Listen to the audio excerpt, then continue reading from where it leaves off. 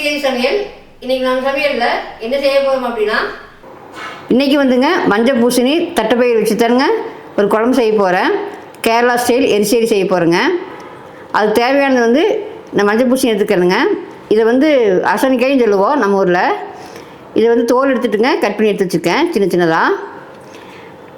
தட்டைப்பயிர் வந்துங்க நைட்டே ஊற வச்சுட்டுங்க ஒரு அரை கப் எடுத்துக்கிறேங்க. தட்டைப்பயிர் நைட்டே ஊற வச்சுட்டு நான் காலையில் வந்து ஒரு 4-5 நிமிஷம் விட்டு எடுத்துக்கிறேன். இப்படி சாஃப்டாக வந்துடணுங்க. இப்படி கையில் வந்துன்னா இப்படி சாஃப்டாக வந்துடணுங்க. இந்தளவுக்கு வேக வச்சு எடுத்துக்குங்க. இப்படி குழம்பு செஞ்சிடலாங்க. ஃபஸ்ட்டு வந்து மஞ்சள் பூசணி வேக வச்சிடலாங்க.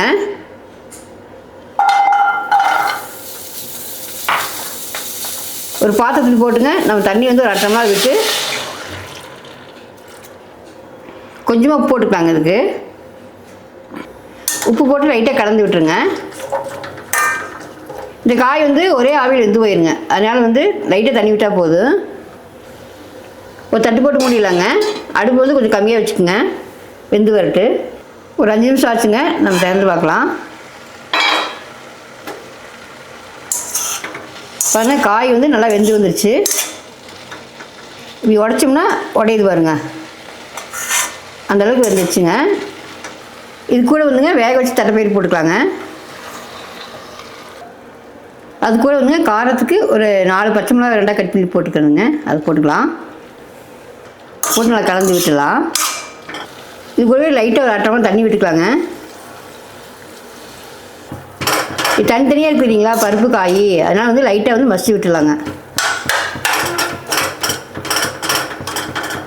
அதுதான் வந்து குழம்பு வந்து நல்லா கொஞ்சம் கிரேவியாக நல்லா டேஸ்ட்டாக இருக்குங்க. ஒரு நிமிஷம் மூடி போட்டு வச்சிடலாங்க. ஒரு 5 நிமிஷம் வேகிட்டு பருப்பும் காயும் வெந்துட்டு இருக்குதுங்க. அதுக்கடையில் வந்துங்க ஒரு தேங்காய் பேஸ்ட்டை வச்சுக்கலாம். அதுக்கு 1/2 கப்பு வந்து தேங்காய் எடுத்துக்கிறேனுங்க. அதை போட்டுக்கலாம். அது கூடவே 1/2 ஸ்பூன் சீரகம் போட்டுக்கலாங்க. ஒரு 5 சின்ன வெங்காயம் போட்டுக்கலாங்க. ஒரு 1/2 ஸ்பூன் மஞ்சள் போட்டுக்கலாங்க. கொஞ்சம் தண்ணி விட்டு நைஸாக அரைச்சி எடுத்துகிட்டு வந்துடலாங்க. இந்த காயும் பருப்பும் வந்து தனித்தனியாக தெரியக்கூடாதுங்க. கொஞ்சம் மறைச்சி விட்டுறணும். இதுக்கு இடையில் வந்துங்க நம்ம அரைச்சிட்டு வந்து பேஸ்ட்டு வந்து ஊற்றிடலாம். நல்லா கலந்து விடுங்க. அந்த மிக்ஸி ஜார்லேயே கொஞ்சம் தண்ணி விட்டு ஊற்றிடலாங்க. மிக்ஸி ஜாரில் தண்ணி விட்டுங்க நல்லா கலக்கி ஊற்றிடலாம். இந்த குழம்புக்கு வந்து தண்ணி அதிகமாக ஊற்றக்கூடாதுங்க. ஓரளவு கெட்டியாக தான் இருக்கணும். இது குழம்புக்கு தேவையான லைட்டாக உப்பு போட்டுக்கலாங்க. முதல்ல கொஞ்சம் போட்டுக்கிறோம், காய்க்குமே பருப்புக்கும் போட்டுக்கிறோங்க. அதனால் லைட்டாக போட்டுடலாம். நல்லா கலந்து விட்டுடலாங்க. ஒரு 2 நிமிஷம் கொதிக்கிட்டுங்க. தட்டு போட்டு மூடிடலாம். குழம்பு கொதிச்சுட்டு இருக்குங்க. அதுக்கு இடையில் வந்து ஒரு தாளிப்புக்கு வந்து தேவையான பொருள் எடுத்துருக்கேன். தேங்காய் வந்து 1/2 கப் எடுத்துக்கிறேனுங்க. கருவேப்பிலை வந்து கொஞ்சம் எடுத்துருக்கேன். 2 வரமிளகாய் வந்து கிள்ளி எடுத்து வச்சுக்கிறேனுங்க. சின்ன வெங்காயம் ஒரு 4 சின்ன வெங்காயம் வந்து கட் பண்ணி எடுத்து வச்சுருக்கேன் சின்ன சின்னதாக. இதெல்லாம் தாளித்து குழம்புல கொட்டிடலாங்க. தாளிப்புக்கு ஒரு பாத்திரம் வச்சுருக்கிறேன். அது 2 டேபிள் ஸ்பூன் அளவுக்கு தேங்காய் எண்ணெய் ஊற்றிக்கலாங்க. இது தேங்காய் எண்ணெய் தான் நல்லா இருக்குங்க இந்த குழம்புக்கு. எண்ணெய் காஞ்சிச்சுங்க. ஒரு 1/2 ஸ்பூன் கடுகு போட்டுக்கலாம். கடுகு பொரிஞ்சிச்சுங்க. சின்ன வெங்காயம் போட்டுக்கலாம்.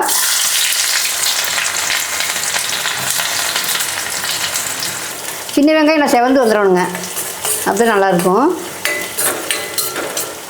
சின்ன வெங்காயம் நான் செவந்துச்சுங்க. அடுத்தது வந்து வரமிளகாய் போட்டுக்கலாங்க. ஒரு நிமிஷம் கட்டி விடலாம். வெங்காயம் வரமிளகாய் எல்லாம் நான் செவந்து வந்துச்சுங்க. அடுத்தது வந்து தேங்காய் போட்டுக்கலாங்க.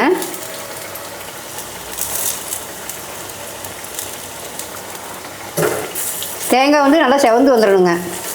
அந்தளவுக்கு நம்ம வறுத்து எடுத்துக்கலாம். பாருங்கள், தேங்காய் வந்து நல்லா செவந்து வந்துச்சு. இந்தளவுக்கு செவக்கிற அளவுக்கு வறுத்துக்குங்க. அடுத்து கருவேப்பிலை போட்டுக்கலாங்க. இதே ஒரு நிமிஷம் வந்து தட்டி விடலாம்.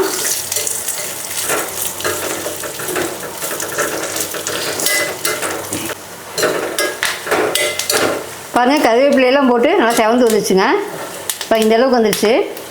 நீ அடுப்பு ஆஃப் பண்ணிடலாம். பாருங்கள், அது வரைக்கும் குழம்பு கொதிச்சுட்டு இருந்தது. நம்ம இப்போ போட்டுடலாம் குழம்புல. இதை கலந்து விட்டுடலாங்க ஒரு நிமிஷம்.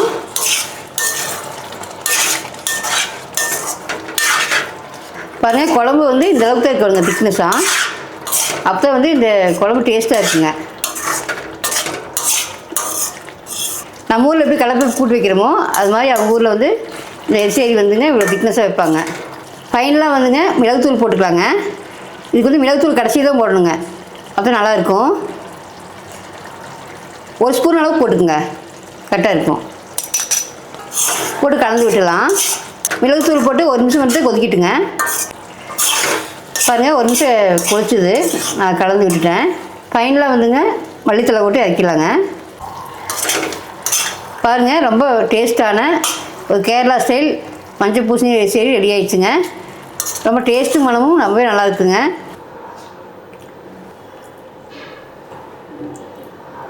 சூப்பரான கேரளா ஸ்டைல் மஞ்சள் பூசணி எரிசேரி ரெடி ஆயிடுச்சுங்க. நீங்களும் இதே மாதிரி செஞ்சு பாருங்கள், ரொம்பவே நல்லாயிருக்கும். இது வந்து சாப்பாட்டுக்கு இல்லாமல் இட்லி தோசைக்கு எல்லாருமே வச்சுக்கலாங்க, ரொம்பவே நல்லா இருக்குங்க. நீங்களும் ஒரு மாதிரி ட்ரை பண்ணி பாருங்கள். நீங்களும் இதே மாதிரி செஞ்சு சாப்பிட்டு எப்படின்னு கமெண்ட் சொல்லுங்கள். பிடிச்சா நம்ம சேனல் சப்ஸ்கிரைப் பண்ணுங்கள், லைக் பண்ணுங்கள், உங்கள் ஃப்ரெண்ட்ஸ்க்கெலாம் ஷேர் பண்ணி விடுங்க. பக்கத்தில் இருக்கிற பெல் ஐக்கான் தட்டி விடுங்க.